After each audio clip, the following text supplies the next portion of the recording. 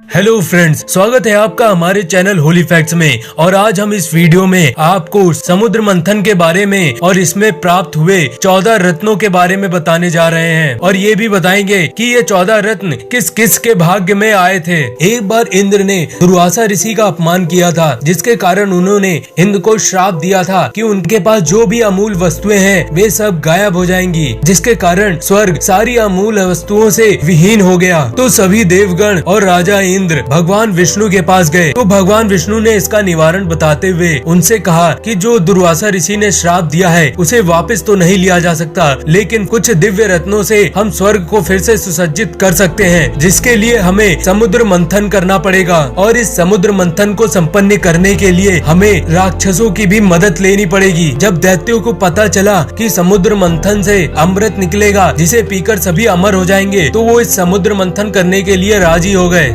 समुद्र मंथन क्षीर सागर में हुआ था, जिसे आज हम हिंद महासागर कहते हैं। समुद्र मंथन के लिए मंदराचल पर्वत को समुद्र में डाला गया, लेकिन वे डूबने लगा। तो भगवान विष्णु ने कछुए का रूप धारण करके पर्वत का आधार बन गए और वासुकी नाग को रस्सी बनाकर एक तरफ से देवता और दूसरी तरफ से राक्षसों ने मंथन करना शुरू कर दिया। और इस समुद्र मंथन से 14 रत्न प्राप्त हुए। समुद्र मंथन में सबसे पहले प्राप्त हुआ हलाहल विष, जिसे कालकूट विष भी कहा जाता है। इस विष की ऊर्जा इतनी तीव्र थी कि सभी देवी देवता और राक्षस इससे जलने लगे। तब भगवान शिव वहाँ प्रकट हुए और इस हलाहल विष को अपने कंठ में धारण किया। और इस विष को पीने के कारण भगवान शिव का नाम नीलकंठ भी पड़ा। विष पीते समय इसकी कुछ बूंदे धरती पर गिरी थी, जिसके कारण सांप, बिच्छू और कई जहरीले कीड़े उत्पन्न हुए, जो आज भी पृथ्वी पे मौजूद हैं। समुद्र मंथन में दूसरा रत्न प्राप्त हुआ कामधेनु गाय। गाय को हिंदू धर्म में पवित्र और शुद्ध माना जाता है। यहाँ पे लोग इसे माता के रूप में भी पूजते हैं। और ये गाय कोई साधारण गाय नहीं थी, बल्कि ये एक कामधेनु गाय थी, जो हमें सभी चीजें उपलब्ध कराती है। अर्थात ये गाय सभी की मनोकामनाएं पूर्ण करती थी। कामधेनु गाय को ब्रह्मवादी ऋषियों ने ग्रहण किया। समुद्र मंथन से तीसरा रत्न प्राप्त हुआ उच्च शवा घोड़ा। इस घोड़े को सभी घोड़ों का राजा माना जाता था।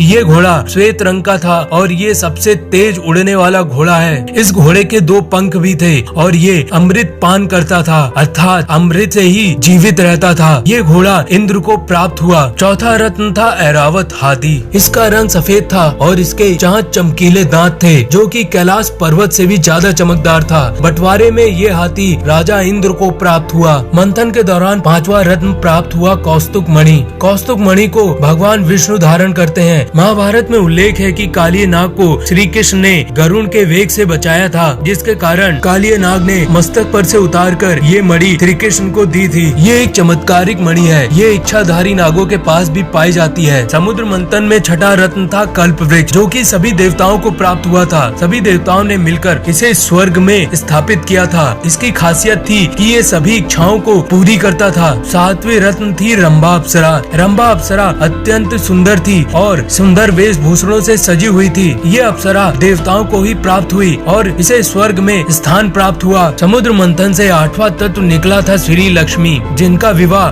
भगवान विष्णु से हुआ और वो आज भी क्षीर सागर में भगवान विष्णु के साथ विराजमान रहती हैं। 9वां तत्व था वारुणी। वारुणी एक मदिरा थी, जिसका स्वाद अत्यंत ही अलौकिक था। ये वारुणी मदिरा राक्षसों को प्राप्त हुई। समुद्र मंथन में 10वें क्रम में निकले थे चंद्रमा, जिसे भगवान शिव ने अपने मस्तक पर धारण किया था। समुद्र मंथन से प्राप्त हुआ 11वां तत्व पारिजात वृक्ष। पारिजात वृक्ष की एक विशेषता थी कि इसे छूने से शरीर की सारी थकान मिट जाती थी। पारिजात वृक्ष को भी देवताओं ने अपने पास रखा। समुद्र मंथन से 12वां रत्न निकला था पांचजन्य शंख। इसे भगवान विष्णु ने ग्रहण किया। शंख विजय, सुख, शांति और संपत्ति का प्रतीक माना जाता है। हमारे पुराणों में शंख की ध्वनि को बहुत ही शुभ माना जाता है और ये भी माना जाता है कि इस शंख की ध्वनि इतनी तीव्र होती है कि ये सारी नकारात्मक ऊर्जाओं को नष्ट कर देती है। समुद्र मंथन के 13वें क्रम में निकले थे भगवान धन्वंतरी, जो कि अपने हाथ में अमृत को धारण किए हुए थे। भगवान धन्वंतरी निरोगी मन और तन के प्रतीक हैं। और 14 रत्न था अमृत, जिसे भगवान धन्वंतरी लेके प्रकट हुए थे। इस अमृत को जो भी पिएगा वे सभी अमर हो जाएंगे। जब समुद्र से अमृत निकला था तो देवराज इंद्र के आदेश पर इंद्र के पुत्र जयंत ने यह अमृत लेके वहाँ से भाग गए थे, जिसके पीछे कई असुर लोग भी भागे। और उसके बाद 14 दिनों तक अमृत के लिए देवताओं और असुरों में संघर्ष चलता रहा। इस संघर्ष के बीच कलश कलश से 4 बूंदे छलक कर हरिद्वार, प्रयाग, उज्जैन और नासिक पर ये 4 बूंदे गिरी थी। इसीलिए इन चारों स्थानों को अति पवित्र स्थान माना जाता है। और अंत में भगवान विष्णु ने मोहिनी का रूप धारण करके ये सारा अमृत देवताओं को पिलाकर उन्हें अमर कर दिया था। तो फ्रेंड्स, आपको हमारा ये वीडियो कैसा लगा? वीडियो अच्छा लगे तो वीडियो को लाइक, कमेंट और ज्यादा से ज्यादा लोगों तक शेयर कीजिए और चैनल को सब्सक्राइब करना मत भूलिएगा। तो मिलते हैं नेक्स्ट वीडियो में।